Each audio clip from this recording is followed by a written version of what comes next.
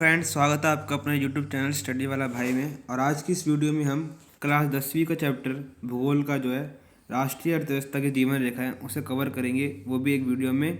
और इस वीडियो में हम इस चैप्टर से रिलेटेड जितने भी मैप्स हैं, मैप वर्क है, उसको भी कंप्लीट करेंगे। तो इस चैप्टर शुरू करते हैं।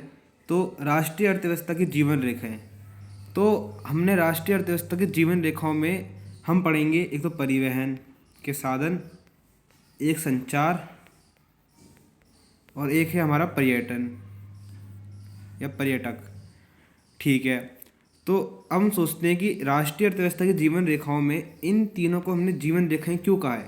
मतलब किसी देश की राष्ट्रीय अर्थव्यवस्था, किसी देश की अर्थव्यवस्था की जीवन रेखाएं।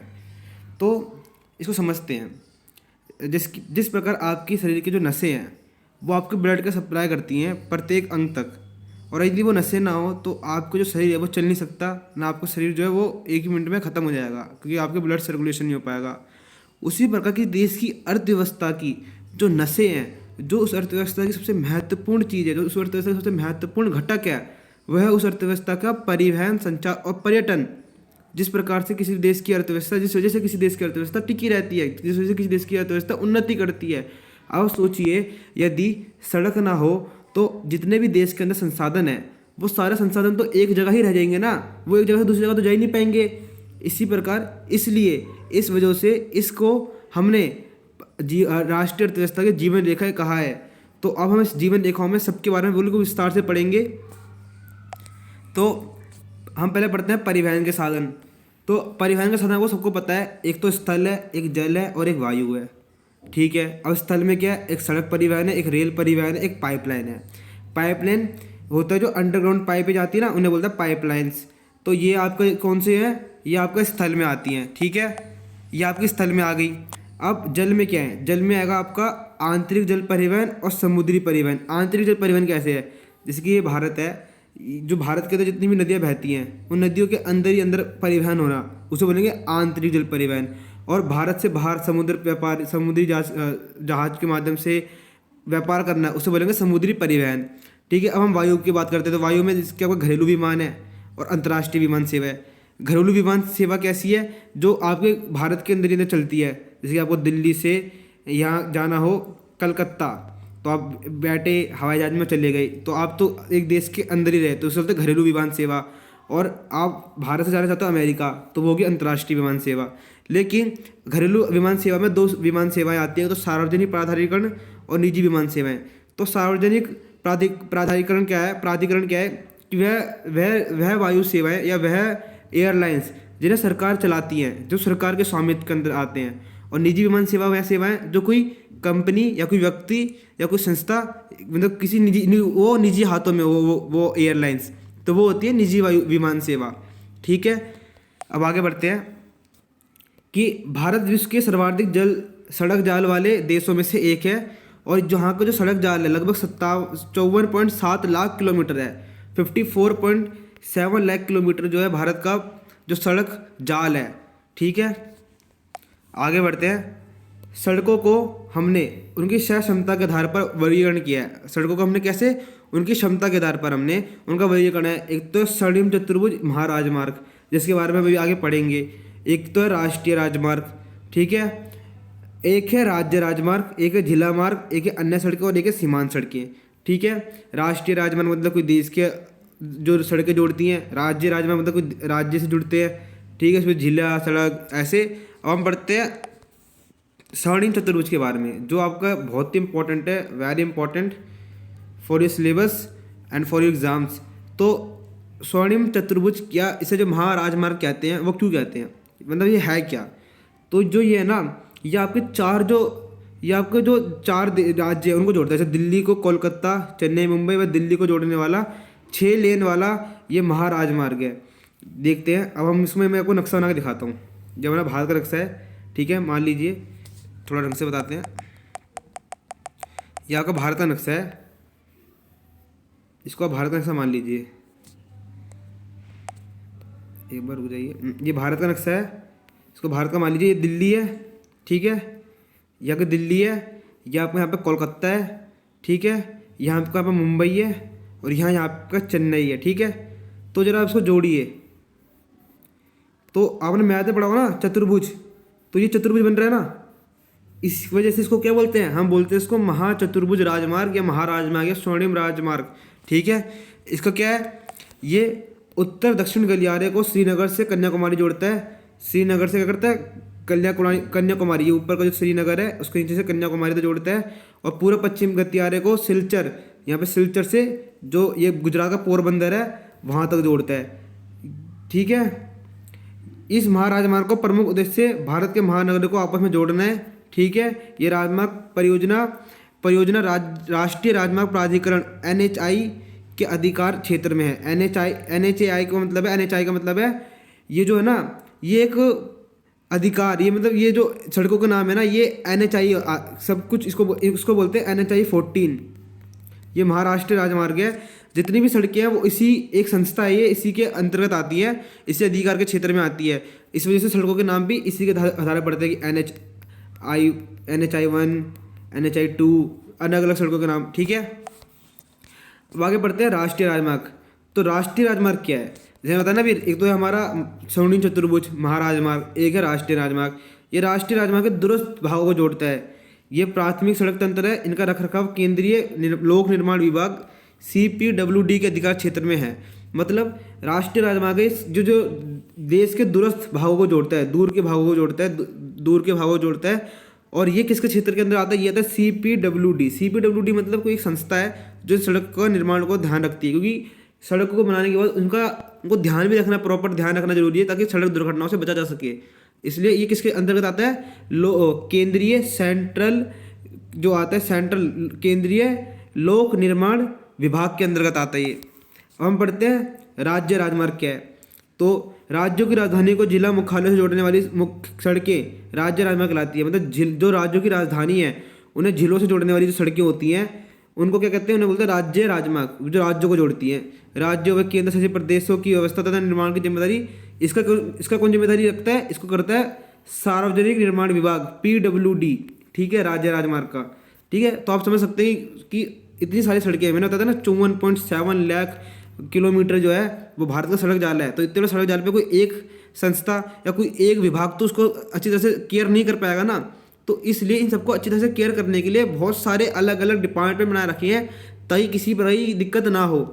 ठीक है, आगे बढ़ते हैं। जिला मार्ग क्या है, जिला मार्ग ये सड़कें जिले के विभिन्न प्रशासनिक केंद्रों को जिले मुख्यालय से जोड़ती हैं। इनका सड़कों का उत्तरदायित्व जिला परिषद का है। ठीक है, तो ये कौन सी सड़कें हैं, जो विभिन्न प्रशासनिक केंद्र है जिलों के, उनको जिलों के मुख्यालय से जोड़ती है। तो जिले को जिले से जोड़ने वाली जो सड़कें होती हैं, जो मार्ग होते हैं, इन सड़कों जो उत्तरदायित्व होता है वो जिला परिषद का है। मतलब इनका कौन देखरेख करती है, इन्हें जिला परिषद की देखरेख करती है।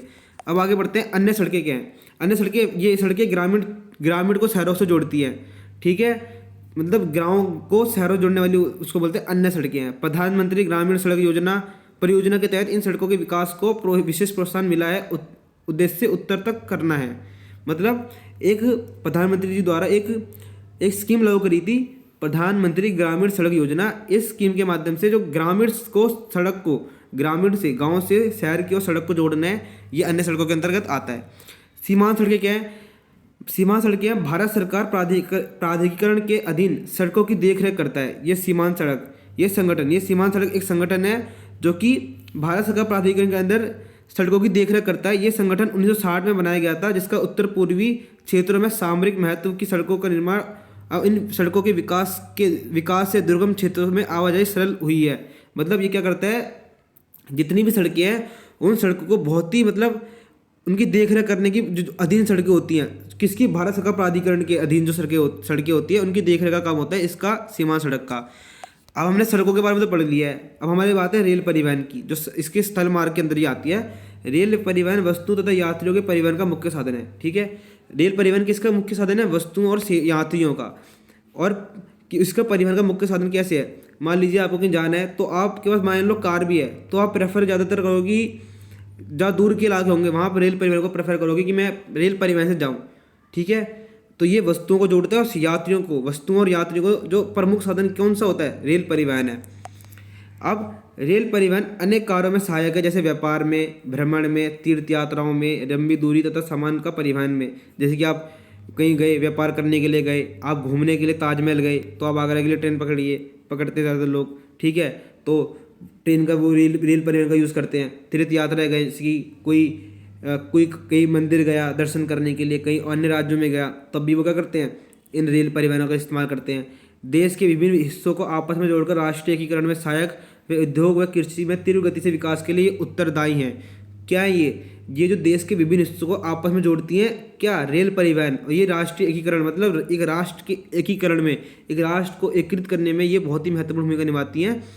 ठीक है, भारतीय रेल परिवहन को 16 रेल प्रखंडों में पुनः संकलित किया है। 16 रेल प्रखंडों में पुनः संकलित किया है भारतीय रेल परिवहनों को। तो यह है आपका भारतीय रेल परिवहन के बारे में। अब पेपर में आता है कि भारतीय रेल परिवहन की समस्या क्या है।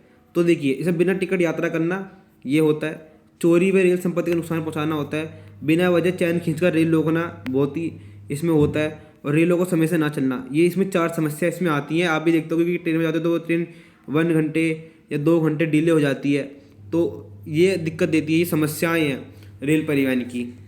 तो आपसे पूछेगा पेपर में कि रेल की अपेक्षा सड़क परिवहन के लाभ क्या है। तो अब आपसे पूछेगा अगर आप रेल की अपेक्षा आप सड़क परिवहन को क्यों प्रेफर करोगे, उसके क्या लाभ है। पेपर में आकर वेरी इंपॉर्टेंट है, आ सकता है। निर्माण लागत कम है, किसकी, सड़क की, क्योंकि अब रेल में आपको पटरी बिछानी पड़ेगी, ठीक है, प्लेटफॉर्म बनाने पड़ेंगे, इसमें बहुत ज़्यादा निर्माण, उसमें बहुत ज़्यादा निर्माण लगेगा, जबकि सड़क में इतना सारा निर्माण नहीं लगेगा। उबड़ खाबड़ व विच्छिन्न भूभाग पर बनाई जा सकती है सड़क। क्या हो सकती है, उबड़ खाबड़ और विच्छिन्न भूभागों में बनाई जा सकती है। लेकिन जो रेल है वो इसको ऐसे उबड़ खाबड़ बनाना बहुत ही ज़्यादा दिक्कत आएगी और बहुत ही ज़्यादा उसमें पैसे खर्च होंगे। कम दूरी व वस्तुओं के लिए कम खर्चीली है। ठीक है, सड़क जैसे कि कम दूरी के लिए तो कम खर्चीली है, लेकिन ज़्यादा दूरी के लिए वो ज़्यादा खर्चा दे देती है आपको। ठीक है, घर घर तक सेवाएं उपलब्ध करवाती है, कौन सी, सड़क। अब रेल में तो उतर के स्टेशन पे, ठीक है, उसके बाद प्लेटफॉर्म में उतर गए, फिर आपको ऑटो पकड़ोगे, फिर अपने घर पहुंचोगे। जबकि ये क्या है, ये घर घर तक, सड़कें क्या है, घर घर तक जुड़ी हुई है, घर घर तक सेवाएं उपलब्ध करवाती है। अन्य परिवहन के साधनों को आपस में जोड़ती है, कौन सी, सड़कें ही तो जोड़ती है। अन्य परिवहन के साधनों को आपस में कौन जोड़ती है, ये सड़क ही जोड़ती है। तो इस प्रकार हम लिख सकते हैं कि रेल की अपेक्षा सड़क परिवहन के क्या लाभ हैं। अब आगे बढ़ते हैं, पाइपलाइन के बारे में बढ़ते हैं। पाइपलाइंस क्या है। पहले शहरों में उद्योगों तथा घरों में पानी पहुँचाने के लिए पाइपलाइन का यूज़ किया जाता था, लेकिन अब प्राकृतिक गैसों का यूज़ और भी बहुत सारे संसाधनों का यूज़ किया, परिवहन करने के लिए पाइपलाइनों का यूज़ किया जाता है।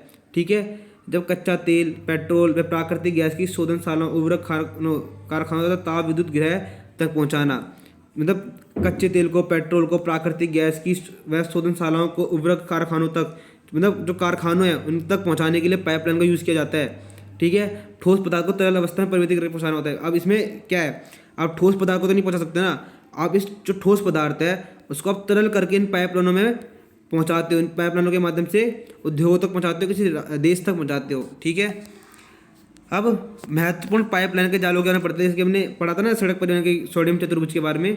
तो इसमें महत्वपूर्ण पाइपलाइन के जाल कौन से, एक तो असम से लेके कानपुर तक, गुजरात सलाया से लेके जालंधर तक, और गुजरात के हजीरा से विजयपुर होते हुए जगदीशपुर तक। ठीक है, राज्यों के नाम है।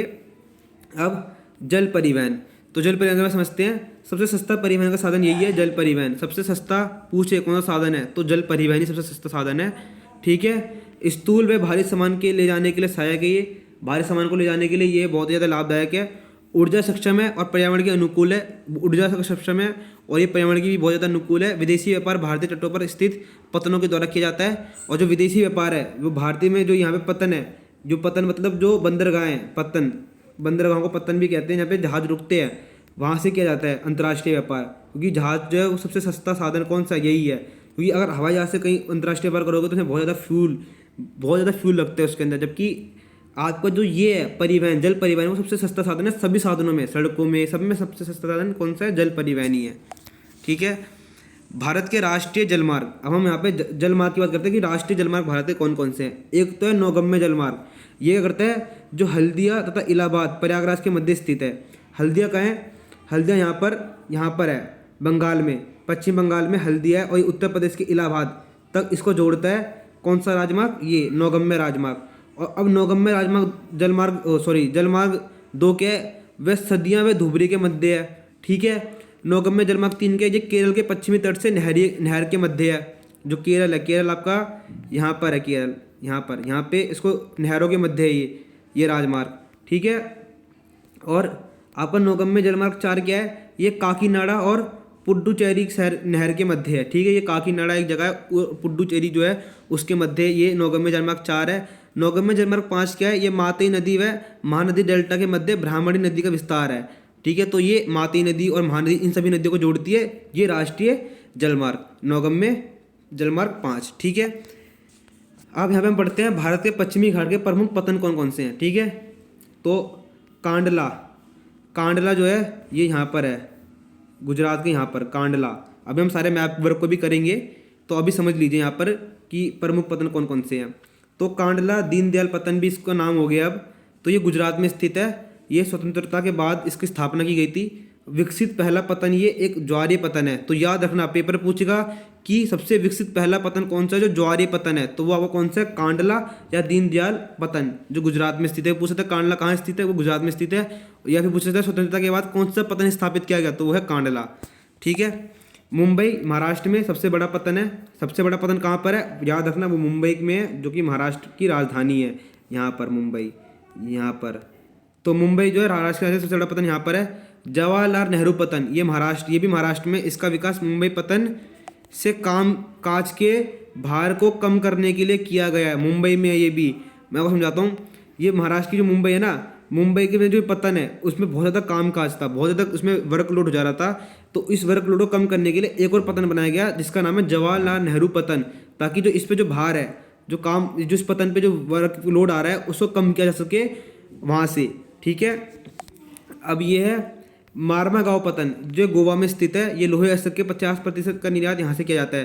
तो पूछ सकता है कि सबसे ज़्यादा लोहे अस्त्र का निर्यात कौन से पतन से किया जाता है, तो वो है गोवा का मार्मागांव पतन। इसमें 50% निर्यात किया जाता है जो गोवा में है। गोवा थोड़ा यहाँ पर है, महाराष्ट्र जो यहाँ पर, उसके यहाँ पे नहीं चाहिए, गोवा यहाँ पर है मार्मागांव पतन। अब न्यू मंगलोर, ये सारे मैप हम भी करेंगे। न्यू मंगलोर जो है कर्नाटक में है। ये केंद्रमुख की खान से लोहा निर्यात करता है। ये क्या करता है? केंद्रमुख की खान जो है वहाँ पर, उससे लोहा का निर्यात करता है ये, ठीक है। यह है कोच्चि का है केरल में, यहाँ पर कोच्चि है, कोच्चि केरल में है। यह करता है लैगून के मुहाने पर स्थित प्राकृतिक पतन है। तो ये लैगून के मुहाने, लैगून का जो लैगून होता है इसका, ये प्राकृतिक पतन है। ये इसको कोई मानव निर्मित नहीं है। ये कोच्चि एक प्राकृतिक पतन है। पेपर में पूछ सकते हैं कि सबसे ये प्राकृतिक पतन कौन सा है, तो वो आपका कौन सा पतन है? वो आपका कोच्चि पतन है जो लैगून के मुहाने पर। लैगून मतलब ये जो ऐसे हो जाता है ना पानी से कट के, उसे बोलते हैं लैगून, ठीक है। अब भारत के प्रमुख पूर्वी, हमने अभी पश्चिमी पढ़ा ना, यहाँ आगे हमने यहाँ आगे पढ़े। अब यहाँ आगे पूर्व के कौन कौन से हैं? तो तूतीकोरिन है तमिलनाडु में, प्राकृतिक पतन है ये भी। चेन्नई में है आपका तमिलनाडु में, सबसे पुराना कृत्रिम पतन है। और विशाखापट्टनम है आंध्र प्रदेश में, सबसे गहरा पतन ये है। पारादीप पे उड़ीसा में लोहे अस्त्र का निर्यात ये करता है। और कोलकाता में है, पश्चिम बंगाल में है, कोलकाता पतन है पश्चिम बंगाल में। अंतस्थलीय नदी पतन है। ये ज्वारीय पतन के होने के कारण हुगली के तलाछट जमाव से इसे नियमित रूप से साफ किया जाता है, ठीक है। क्या मतलब है इसका? इसका मतलब ये है कि जो पश्चिम बंगाल में जो ये बन रखा है, ये कोलकाता का जो बंदरगाह है, इसमें क्या है कि ये जो अपने आप ही ये बंदरगाह बन रखा है, अंतस्थलीय बंदरगाह ये। और ये ज्वारी मतलब जो ज्वार भाटा आते हैं उसके पतन इसके हुगली के तलछट, इसके ऊपर तलछट जमा हो जाता है, जिसकी नियमित रूप से सफाई की जाती है इस बंदरगाह के अंदर, इस पतन के अंदर। फिर हल्दिया का ये भी पश्चिम बंगाल में, कोलकाता पर बढ़ते हुए दबाव को कम करने के लिए। तो ये जो कोलकाता बंदरगाह था, यहाँ पर अपने गुंडे मूवी देखी हुई, गुंडे मूवी, उसमें भी दिखा रखा है बंदरगाह पतन के बारे में। तो उस पतन पर दबाव कम करने के लिए इसका भी हल्दिया का निर्माण किया गया था, ठीक है। अब हम पढ़ते हैं वायु परिवहन। तो वायु परिवहन सबसे तीव्रतम साधन तो यही है, वायु परिवहन। आरामदायक भी है, प्रतिष्ठित परिवहन के साधन के रूप में इसको जाना जाता है, ठीक है। ये अति दुर्गम स्थानों से ऊंचे पर्वतों में आ सकता है, मरुस्थलों में आ सकता है, घने जंगलों में, नवीन समुद्री रास्तों को भी पार करने के लिए ये आसानी से आपको पार करवा सकता है वायु परिवहन। देश के उत्तर पूर्वी राज्यों के लिए काफ़ी सहायक है ये, ठीक है। और देखिए सन 1953 में 1953 में क्या करा था? वायु परिवहन का राष्ट्रीयकरण किया गया था, जो कि एयर इंडिया जो है ना, 1932 में एयर इंडिया की स्थापना हुई थी। तो 1932 में जब एयर इंडिया की स्थापना हुई थी, तो जब 1947 में भारत आज़ाद हुआ था, उसके बाद इसको सरकार ने अपने नियंत्रण में ले लिया था 1953 में। एयर इंडिया की जो अंतर्राष्ट्रीय वायु सेवा है, जिसको इंडियन एयरलाइंस बोलते हैं, उसको सरकार ने अपने स्वामित्व में ले लिया था, जिसको अभी थोड़े दिनों पहले ही दोबारा टाटा ने अपने नियंत्रण में वापस ले लिया है, ठीक है, खरीद लिया है सरकार से। ये प्राकृतिक आपदा के समय राहत पहुंचाने के लिए बहुत ही तेज है। मतलब कोई प्राकृतिक आपदा आ रखी है किसी देश किसी राज्य के अंदर, तो वहाँ पे तुरंत वायु सेवा पहुंच जाएगी। जैसे कि केदारनाथ का मंदिर था, वहाँ पे जब वो बहुत भयंकर प्रलय आया था, तो उस समय हेलीकॉप्टर जो था उसने कितनी जल्दी से वहाँ पे सभी लोगों को रेस्क्यू कर लिया था। तो इसलिए राहत पहुँचाने के सबसे तेज यही है। इसकी समस्या क्या है, लेकिन ये महंगा साधन है और ये मौसमी परिस्थितियों पर निर्भर करता है। मान लीजिए तूफान आ रहा है बाद आसमान में, तो ये नहीं चल पाएगा, ये वायु परिवहन फिर काम का नहीं हो पाएगा। ठीक है, तो ये इसकी समस्याएं हैं। अब हम पढ़ते हैं संचार। मैंने बताया था ना, हम तीन, ये जो संचार है ये भी हमारी जो राष्ट्रीय अर्थव्यवस्था की जो जीवन रेखाएं हैं उसके अंतर्गत आती है। ये इसमें संचार में हमारे पास दो संचार हैं। एक तो है निजी संचार, निजी मतलब किसी आपस में ही, और जनसंचार मतलब लोगों तक। ठीक है, तो निजी संचार कैसे कि हम कार्ड व लिफाफा चिट्ठी पहले श्रेणी को डाक समझी जाती है। मतलब हम किसी अपने दोस्त को मित्र को जो कार्ड लिफाफा ये सब में भेजते हैं, चिट्ठी भेजते हैं, तो ये हमारा निजी संचार है। द्वितीय श्रेणी की डाक में रजिस्ट्रेड पैकेज, किताबें, अखबार, ये सब मैगजीन शामिल है। ठीक है, और बड़े शहरों व नगरों में डाक संचार में शीघ्रता है तो हाल ही में 6 डाक मार्ग बनाए गए हैं ताकि डाक जो दिक्कत ना आए, डाक संचार में कोई दिक्कत ना आए। दूर संचार के क्षेत्र में भारत एशिया महाद्वीप में अग्रणी है। तो मतलब दूर के जो संचार का जो क्षेत्र है, दूर तक जो पहुंचाने का जो काम है, उसके लिए जो भारत का जो एशिया महाद्वीप में जो सबसे अग्रणी है, भारत जो है एशिया महाद्वीप में सबसे अग्रणी भारत ही है, जो इतनी आसानी से किसी दूरी के लिए जो संचार का माध्यम है डाक संचार को पहुंचा देता है। ठीक है, अब हम जनसंचार के माध्यम की बात करते हैं। जनसंचार मतलब लोगों का संचार है। लगभग 100 से अधिक भारतीय भाषाओं में समाचार पत्र छपते हैं। ठीक है, तो ये जनसंचार है। जनसंचार मतलब इतनी बड़ी, जो हम अपने जो एक व्यक्ति का जो मैसेज है उसको बहुत ही बड़ी जो देश की जनसंख्या है उस तक पहुंचाने के लिए, तो हमारे देश में सबसे अधिक जनसंख्या पहुंचाने के लिए क्या है, 100 से अधिक भाषाओं में अखबारों को छपना, मनोरंजन के साथ बहुत से राष्ट्रीय कार्यक्रमों व नीतियों के विषयों में जानकारी देता है जनसंचार। ठीक है, मतलब संचार मतलब होता है सूचना पहुंचाना। जनसंचार करना तब बातचीत, एक तरह से कम्युनिकेशन। भारत व विदेशी फिल्मों को प्रमाणित करने का अधिकार केंद्रीय फिल्म प्रमाणन बोर्ड कराता है। तो केंद्रीय फिल्म प्रमाणन बोर्ड जो है, जो विदेशी और भारतीय फिल्म है उनको प्रमाणित करने का काम करता है केंद्रीय फिल्म प्रमाणन बोर्ड। तो आकाशवाणी राष्ट्रीय, क्षेत्रीय तथा स्थानीय भाषा में देश के विभिन्न देशों के लिए विविध कार्यक्रम प्रसारित करता है। तो दूरदर्शन ये सब जो हैं और भी बहुत सारे चैनल्स हैं, वो क्या करते हैं, अपने प्रोग्राम्स को लागू करते हैं। तो इससे क्या होता है, इससे बहुत बड़ी जनसंख्या को क्या होता है, संचार मिलते, सूचना पहुंचती है। तो ये जनसंचार का एक उदाहरण के अंतर्गत आता है, जिसमें हमने निजी संचार पढ़ लिया है और जनसंचार पढ़ लिया है। निजी संचार में ये रहा आपका, इसका मैंने बता दिया है, जो हम आपस में जो करते हैं संचार पहुँचाते हैं, कोई सामान पहुँचाना, कोई विचार पहुँचाना। ठीक है, आगे बढ़ते हैं अंतर्राष्ट्रीय व्यापार। तो अंतर्राष्ट्रीय व्यापार भी देखिए, राज्यों में, देशों में व्यक्तियों के बीच वस्तुओं का आदान प्रदान कहलाता है। ठीक है, वस्तुओं का आदान प्रदान व्यापार कहलाता है। कि जब राज्यों और देशों का जो वस्तु का आदान प्रदान होता है वो क्या कहलाता है, वो व्यापार कहला गया। जब दो विभिन्न देशों के बीच व्यापार होता है तो वो अंतर्राष्ट्रीय व्यापार कहलाता है। मान लीजिए एक राज्य से व्यापार कर रहा है तो वो व्यापार है। लेकिन एक देश एक अन्य देश से व्यापार कर रहा है, इसकी मान लीजिए भारत ने अमेरिका से व्यापार करा, तो वो हो जाएगा आपका अंतर्राष्ट्रीय व्यापार। सभी देश अंतर्राष्ट्रीय व्यापार पर निर्भर है क्योंकि संसाधनों की उपलब्धता, क्षेत्रीय अर्थात इनका वितरण असमान है। क्या मतलब है इसका, मैं समझाता हूँ। कि मान लीजिए भारत है, ये मान लीजिए अमेरिका है, अमेरिका के पास लोहे की खदानें नहीं है और भारत के पास लोहे की खदानें हैं। तो वो क्या करेगा, अमेरिका अपनी लोहे की पूर्ति के लिए वो भारत से व्यापार करेगा। तो इस प्रकार जो संसाधनों का असमान वितरण है, उस वजह से क्या होता है, अंतर्राष्ट्रीय व्यापार की भूमिका बढ़ जाती है। आयात व निर्यात व्यापार के घटक हैं। तो जो आयात और निर्यात है वो अंतर्राष्ट्रीय व्यापार के क्या हैं, घटक हैं। यही बताते हैं कि अंतर्राष्ट्रीय व्यापार ये इन्हीं की वजह से निर्धारण किया जाता है, आयात और निर्यात के माध्यम से। ठीक है, और आयात व निर्यात का अंतर देश के व्यापार संतुलन को निर्धारित करता है। अब व्यापार संतुलन को कैसे निर्धारित करता है, मान लीजिए आपने 10 रुपये का निर्यात मतलब होता है आपका जो देश का कोई सामान है वो किसी अन्य देश में जाना। तो जब आप अपने देश का सामान किसी अन्य देश में बेचोगे तो आपको पैसा प्राप्त होगा, क्योंकि आप अपना सामान बेच रहे हो। और अगर आप किसी अन्य देश से सामान प्राप्त करते हो तो क्या होगा, आपको अपना पैसा देना पड़ेगा, क्योंकि आप सामान खरीद रहे हो। ठीक है, तो जो अंतर्राष्ट्रीय व्यापार है वो भी क्या करता है, ये आयात और निर्यात पर निर्भर होता है। तो मैं आपको बताता हूँ, आपको समझ में आ गया आयात और निर्यात का मतलब। तो देखिए, अगर निर्यात मूल्य आयात मूल्य से अधिक होता है तो अनुकूल व्यापार संतुलन। मान लीजिए आपने 20 रुपये का निर्यात करा और 10 रुपये का आयात करा, मान लीजिए खाली एग्जाम्पल दे रहे हैं। तो आपको जब 20 रुपये का आपने निर्यात करा और 10 रुपये का आपने आयात करा है, तो ये क्या हो गया, आपका अनुकूल हो गया, क्योंकि जो आपका जो रुपये है वो कम गया है, आपका रुपये कम गया है, और आपका रुपये कम गया है क्योंकि आपने 10 रुपये खर्च करे हैं, जबकि अन्य देशों ने आप पे 20 रुपये खर्च करे हैं। और वहीं मान लीजिए आपने 20 रुपये खर्च करे और 30 रुपये का सामान खरीदा है, तो क्या होगा, ये होगा प्रतिकूल व्यापार। ये आपको क्या कहलाएगा, ये आपको कहलाएगा प्रतिकूल व्यापार। ठीक है, तो आप समझ सकते हैं इसके वजह से असंतुलित व्यापार, इसको जो है संतुलित व्यापार भी कहते हैं और इसको असंतुलित व्यापार भी कहते हैं। जब आप 20 रुपये का सामान बेच रहे हैं और 10 का खरीद रहे हैं तो ये आपका संतुलित व्यापार हो गया।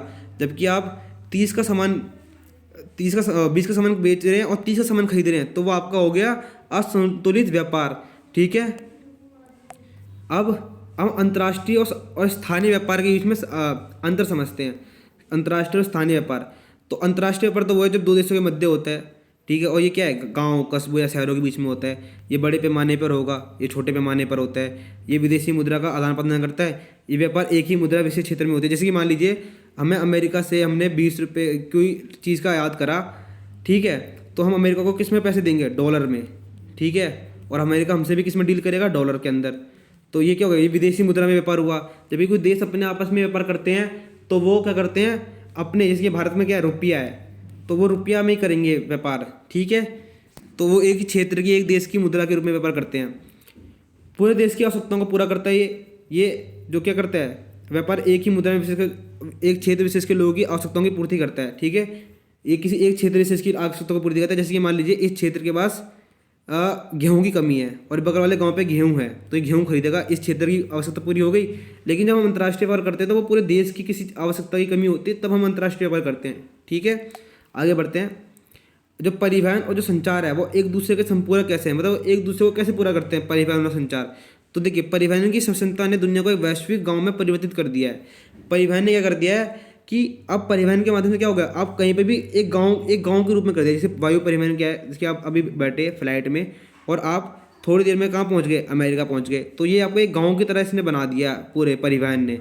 और जो संचार है वो क्या है, बातों को पहुंचाना, लोगों को पहुंचाना, इनका प्रभावी होना, तो ये तो एक दूसरे पूरे के होंगे। ठीक है, तो देखिए, व्यापार के स्थानीय व अंतर्राष्ट्रीय जुड़ाव ने दुनिया की अर्थव्यवस्था को विकास की गति प्रदान की है। ठीक है, लोगों का जीवन अधिक सुविधाजनक बन गया है, किससे, परिवहन और संचार एक दूसरे के संपूरक है, इस वजह से। ठीक है, अब आगे बढ़ते हैं। पर्यटन, जो मैं बताया था, पर्यटन एक व्यापार के रूप में कैसे है। तो देखिए, लगभग 150 लाख लोग पर्यटन व्यवसाय में लगे हुए हैं। कितने लोग, 150 लाख लोग। तो ये कैसे व्यापार के रूप में हो गया कि ये 150 लाख लोगों का घर इस पर्यटन से जुड़ रहा है। जब वो कोई आता है, टूरिस्ट आता है, अंग्रेज का कोई टूरिस्ट आता है, तो वहाँ के लोग क्या करते हैं, जब देखते होगे इंडिया गेट गए होगे या लाल किला गए होगे, तो वहाँ देखते होगे ना कि वहाँ बहुत सारे गाइडर्स होते हैं, वो उनको गाइड करते हैं। तो ऐसे ही बहुत सारे लोग इसी व्यवसाय में लगे हुए हैं, ना कि सिर्फ गाइड में बहुत ही सारे काम है गाइड। ठीक है, तो इस वक्त 150 लोग पर्यटन में जुड़े रखे हैं, उनका रोजी रोटी से चल रही है। पर्यटन उद्योग राष्ट्रीय एकता को बढ़ावा देता है, वह स्थानीय हस्तकला व सांस्कृतिक उद्यमों को विकास करता है। अभी राष्ट्रीय एकता को कैसे बढ़ावा देता है, मान लीजिए आप अमेरिका का बंदा भारत में आया तो क्या हुआ, इससे स्थानीय एकता बढ़ रही है ना, भाईचारे की भावना बढ़ेगी।